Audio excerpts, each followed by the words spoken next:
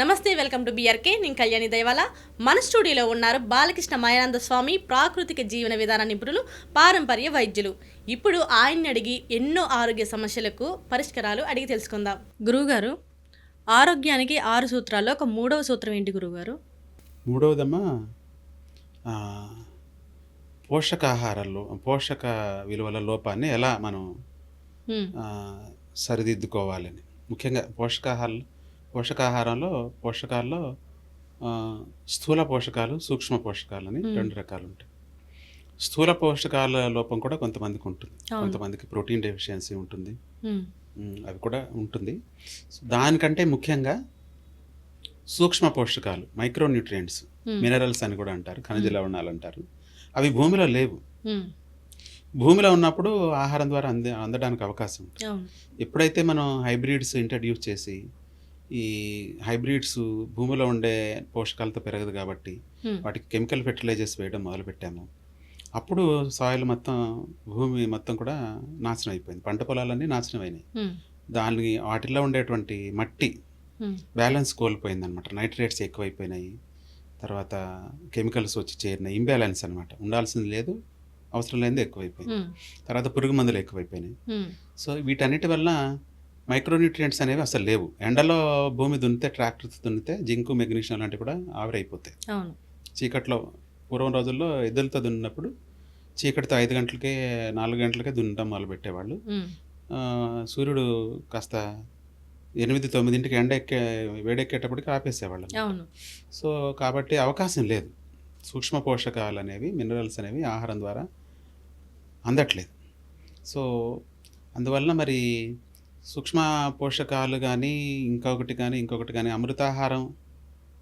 అమృతాహారం గురించి మాట్లాడాలంటే, కనీసం 30 సంవత్సరాల నుంచి పురుగు మందులు, ఎరువులు వాడనటువంటి భూమిలో దేశీ విత్తనాలతో ఆకుకూరలు, నట్స్, కూరగాయలు, పళ్ళు పండించి వాటిని పచ్చిగా తింటే, అంటే రోజు మొత్తం ఇక ఉడికిన ఆహారం తినకూడదు, పచ్చిగా తినాలి. గుర్తుపెట్టుకోండి, ఆర్డర్ కూడా ఆకుకూరలు, తర్వాత నట్స్, కూరగాయలు, పళ్ళు, ఇది ఆర్డర్. సో ఈ ఆర్డర్లు, ఆ ప్రిఫరెన్స్ కూడా అలాగే ఇవ్వాలన్నమాట. పచ్చిగా తీసుకుంటే ఏ రోగమైనా తగ్గిపోతుంది. కానీ అవకాశం లేదు. అమృతాహారం అందరికీ, భూమి నాశనం అయింది కదా. కాబట్టి అవకాశం లేనప్పుడు ఏం చేయాలి? మనం మూలికల్లో దొరుకుతాయి మినరల్స్ అనేవి, మూలికల్లో దొరుకుతాయి. మూలికలు కాకుండా మీరు కెమికల్ బేస్డ్ సప్లిమెంట్స్ వాడాలని చూస్తే మాత్రం అవి శరీరం కొద్ది కాలం పాటు భ్రమపడుతుంది అనమాట. ఓహో, బి కాంప్లెక్స్ ట్యాబ్లెట్ వేసుకున్నాడు, ఇది బి కాంప్లెక్స్ విటమిన్స్ కావచ్చు అని శరీరం కొద్ది కాలం భ్రమపడుతుంది.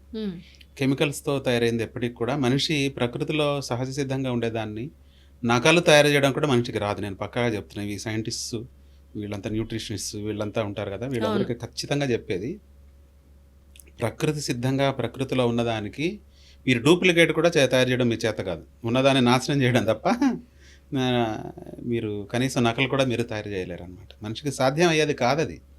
ప్రకృతి ఎక్కడ, మనిషి ఎక్కడ.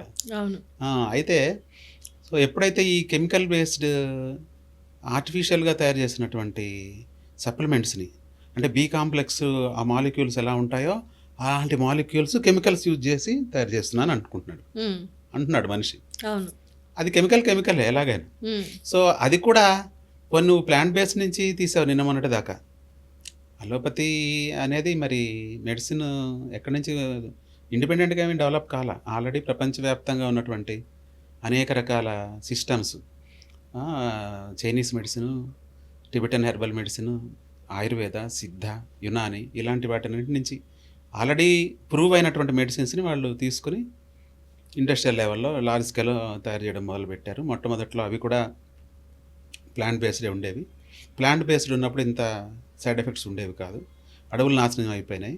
దానివల్ల వీళ్ళు ఇంకా సేకరించడం, ప్లాంట్ బేస్డ్ చేయాలంటే చాలా ఎక్స్పెన్సివ్ అవుతాయి కాబట్టి సింథటిక్ కెమికల్స్ ఉపయోగించి ప్రతిదీ తయారు చేస్తున్నారు.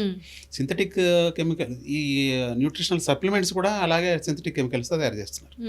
ఇవి ఒక మోతాదు దాటితే ఈ సప్లిమెంట్స్ అని విషంగా మారిపోతాయి అన్నమాట. కాబట్టి ఎట్టి పరిస్థితుల్లోనే వాడకూడదు. ఆహారం ద్వారా రావాలంటే భూమిని సంరక్షించుకోవాలి. అది అవకాశం లేనప్పుడు అందరికీ సడన్గా అందరికీ అమృతాహారం రావాలంటే రాదు, దొరకదు.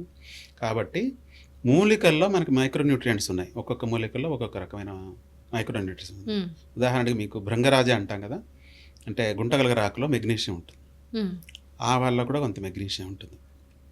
మెంతుల్లో కొన్ని రకాల మినరల్స్ ఉంటాయి. ఉమ్, ఇలాగా మనం అనేక రకాల మూలికలు, నేల ఉసిరి, ఆ, ఆ, ఇలాగ వగరగా ఉండేవి, జీలకర్ర, చేదు జీలకర్ర, ఇలా రకరకాలు ఉన్నాయి.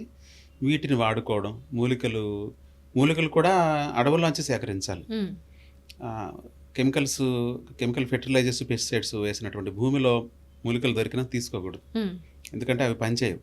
ఉమ్, ఇవి కెమికల్స్ ప్రభావం వాటి మీద కూడా ఉంటుంది కదా. ఉమ్, అందువలన ప్లాంట్ బేస్డ్ మూలికల నుంచి, హెర్బ్స్ నుంచి తీసినటువంటి హెర్బల్ బేస్డ్ మైక్రోన్యూట్రియంట్స్ అనేవి మనం తీసుకోవాలి.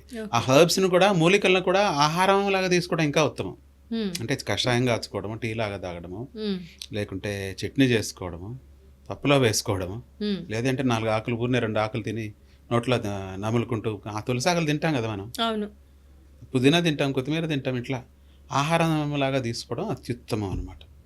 కాబట్టి how to address micronutrient deficiencies అన్నప్పుడు త్రూ ఫుడ్, త్రూ అమృతాహారం, that is the best way. అది అవకాశం అందరికీ ఉండదు కాబట్టి మూలికలు, హెర్బల్ బేస్డ్ హెర్బ్స్ని వాడుకోవడం, ఉమ్, మూలికల్ని వాడుకోవడం ద్వారా మనం ఈ సమస్య నుంచి బయటపడవచ్చు అనమాట. ఉమ్. ధన్యవాదాలు గురువు గారు.